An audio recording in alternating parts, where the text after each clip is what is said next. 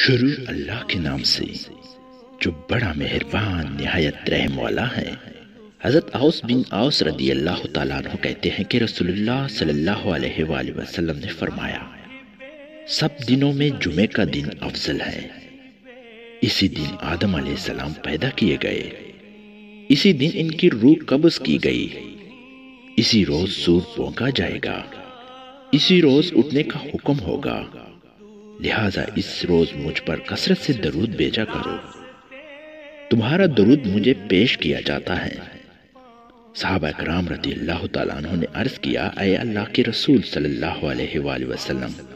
آپ صلی اللہ علیہ وآلہ وسلم کا جسم مبارک مٹی میں مل چکا ہوگا تو ہمارا درود آپ صلی اللہ علیہ وآلہ وسلم کے سامنے کیسے پیش کیا جائے گا؟